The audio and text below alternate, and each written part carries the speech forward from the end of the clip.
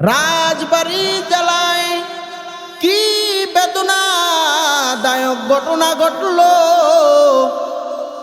বাড়ি থেকে কত সুন্দর বিদায় নিয়ে রওনা শহরে যাবে, কিন্তু আল্লাহ তো তার কপালে মৃত্যু রাখছে। পৃথিবীর কেউ সেই মৃত্যু থেকে তাকে বাঁচাইতে পারবে না। পারবে?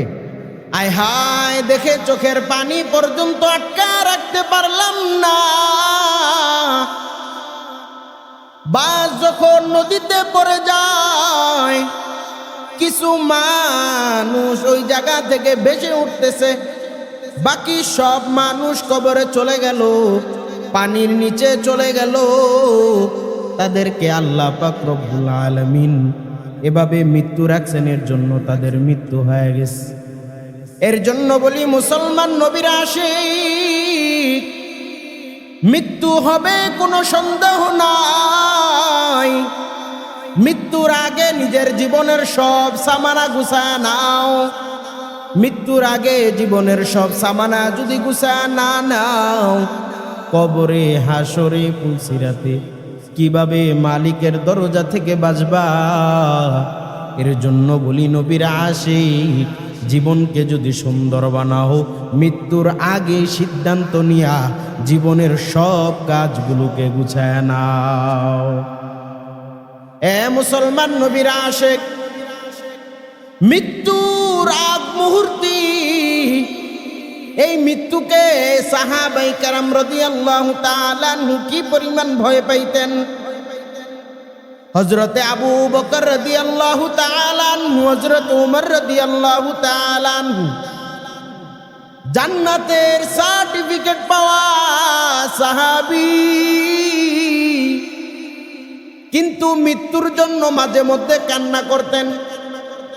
হায় হায়, ও আবু বকর, ওমর, আল্লাহ তোমাদেরকে জান্নাতের সার্টিফিকেট দিয়েছেন। জান্নাতের সার্টিফিকেট পাওয়ার পরেও কেন এত চোখের পানি ফালাও?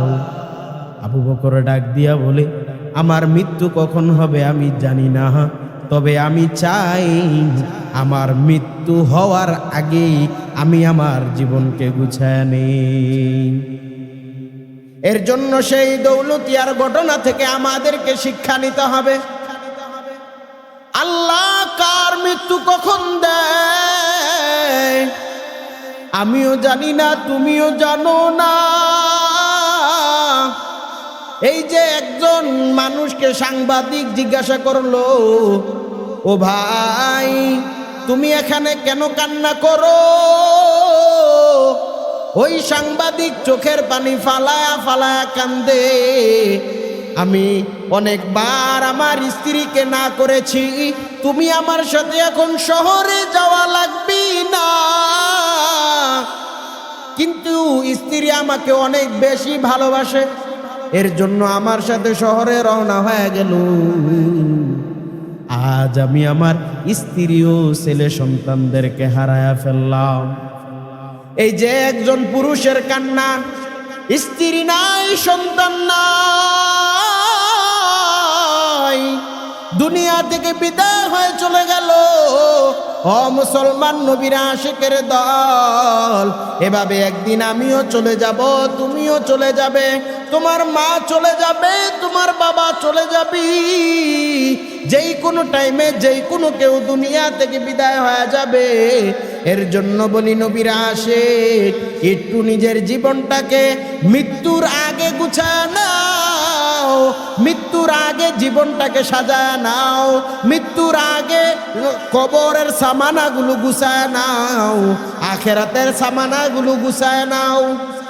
মৃত্যুর আগে যদি আখেরাতের সামানাগুলো গুছাইতে পারো, তাহলে তোমার এই জীবন সার্থক। আর যদি মৃত্যুর আগে নিজের জীবনের সামানাগুলো গুছাইতে না পারো, যদি নিজের জীবনের সামানাগুলো গুছা কবরে না নিতে পারো, এর থেকে দুঃখজনক, এর থেকে বেদনাজনক আর কি হতে পারে রে নবীর আশিক? ও দুনিয়ার মুসলমান নবীরা আশিকেরা, এর জন্য বলি নিজের জীবনকে সুন্দর করার জন্য মৃত্যুর আগেই প্রিপারেশন নাও, কারণ যেই কোনো টাইমে মৃত্যু হবে কোনো সন্দেহ নাই। এ মুসলমান নবীরা আশিক, মৃত্যু বড় অদ্ভুত। পৃথিবীর মানুষ চাইলে সব জায়গা থেকে বাঁচতে পারে, কিন্তু মৃত্যু থেকে বাঁচা এত সোজা না রে নবীরা আশিক।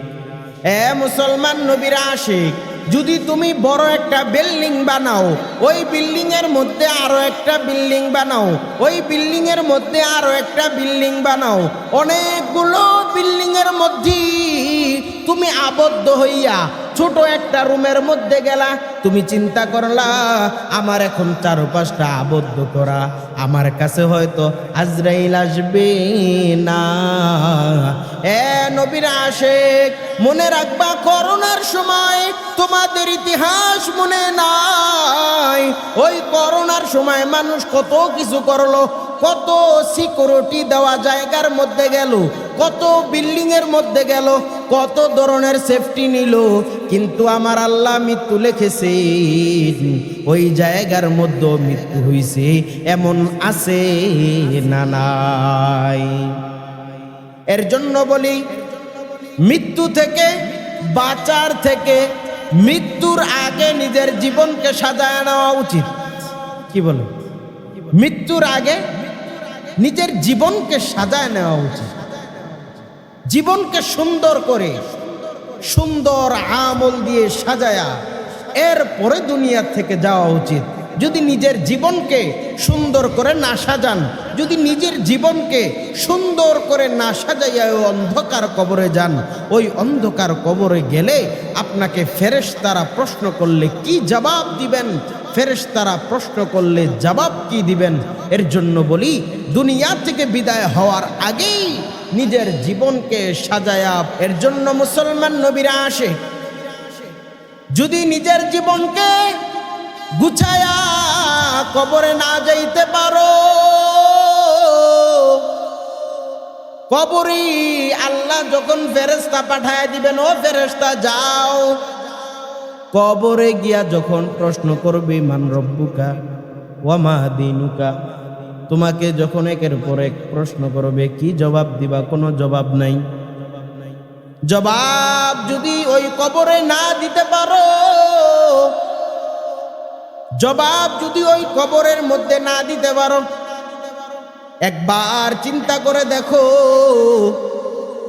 আল্লাহ রব্বুল আলামিন ওই কবরে জবাব না দিতে পারলে কি পরিমাণ জাহান্নামের শাস্তি তোমাকে দিবে। যদি ওই জাহান্নামের শাস্তি থেকে বাঁচতে চাও, তাহলে অবশ্যই অবশ্যই মৃত্যুর আগে নিজের জীবনের সব গুনাহগুলাকে মালিকের দরজায় ক্ষমা করাইয়া, সব গুনাহগুলাকে মালিকের দরজায় ক্ষমা করাইয়া এরপরে কবরের দিকে রওনা। কবরের দিকে যাওয়ার পরে যখন নিজের জীবনকে গুছাইতে পারলা, যখন ফেরেশতা তোমাকে প্রশ্ন করবি, তুমি ওই প্রশ্নের উত্তরগুলো খুব সহজেই দিতে পারবা, তোমার জীবন খুব সুন্দর হয়ে যাবে। জান্নাত পর্যন্ত আর কোনো টেনশন নাই, জান্নাত পর্যন্ত আর কোনো পেরেশানি নাই, জান্নাত পর্যন্ত আর কোনো ভাবনা নাই, কোনো চিন্তা নাই। জান্নাত পর্যন্ত পুষায়া দিবেন একজন, চিল্লা বলেন তার নাম। এর জন্য বলি মুসলমান নবীরা আসে, আমি চিন্তা করলাম কাল থেকে আমি নামাজ পড়ব, অথবা পরের দিন থেকে আমি নামাজ পড়ব, অথবা আমি কাল থেকে গুনাহ ছেড়ে দিব,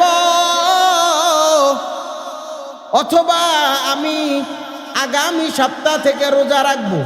এই সমস্ত নিয়ত করে না অনেকে? এমন নিয়ত করে কি করে না? অনেক নিয়ত অনেকে করে, কিন্তু কি উপায়, কি উপায়? যদি গতকালকের ঘটনার মতো হয়ে যায় যে আমি নিয়ত করলাম কাল থেকে নামাজ পড়ব, কিন্তু কোনো এক রোড অ্যাক্সিডেন্টে আমার জীবনটাই চলে গেল, এই মুসলমান নবীর আশিক, আমাকে বলো না, ভালো কাজ করতে করতে তুমি যদি দুনিয়া থেকে বিদায় হয়ে যাইতা কত সুন্দর তোমার বিদায়টা হতো। আর তুমি ভালো কাজ করার নিয়ত করলা ঠিকই, কিন্তু ভালো কাজ করতে পারলা না। আমাকে একটু বলো, এর থেকে পোড়া কপাল জিন্দিগি আর হতে পারে? এর জন্য নবীর আশিক নিয়ত আজ থেকেই করা লাগবে, নিয়ত এখন থেকেই করা লাগবে। আমি আজ থেকে নামাজ পড়ব, আমি আজ থেকে তওবা করব, আমি আজ থেকে ইস্তেগফার করব, আমি আজ থেকে গুনাহগুলা থেকে বেঁচে থাকব। তুমি আজ থেকে নিয়ত করো, আজ থেকেই নিজের আমল বাড়ায়া দাও, আজ থেকেই সত্য কথা বলা শুরু করে দাও। দেখবা তোমার জীবন সুন্দর হয়ে যাবে, কোনো সন্দেহ নাই, কোনো সন্দেহ নাই। এর জন্য মুসলমান নবীর আশিক, নিজের জীবনকে গুছায় নাও, এখনই নিজের জীবনকে সুন্দর করে নাও। এই যে এখন ঈদের পরে আগে কত মানুষ বাড়ি যাবে আসবে, আল্লাহ না করুক অ্যাক্সিডেন্ট হইয়া দুনিয়া থেকে বিদায় হয়ে গেল। আমাকে একটু বলেন, এই যে বিদায় নিয়ে চলে গেল, বিদায় নিয়ে চলে যাবার পরে তার জীবনে আর আমল করার সুযোগ কখন আসবে? তার জীবনে আর ভালো কাজ করার সুযোগ কখন আসবে? এর জন্য বলি, ও মুসলমান নবীর আশিক, জীবনটাকে সুন্দর বানাও, আজ থেকে নিয়ত করে নাও আর জীবনও গুনাহ করব না, আজ থেকে নামাজ ভালোভাবে আদায় করব, আজ থেকে আমি সব ধরনের গুনাহগুলো ছেড়ে দেব, আজ থেকে আমি আমার জীবনের আমলের দিক দা উন্নতি ঘটাবো। এমন নিয়ত করে কাজ শুরু করে দাও, দেখবা তোমার পিছনে আমার আল্লাহ সাহায্যের ফেরেশতা লাগায়া দিছি।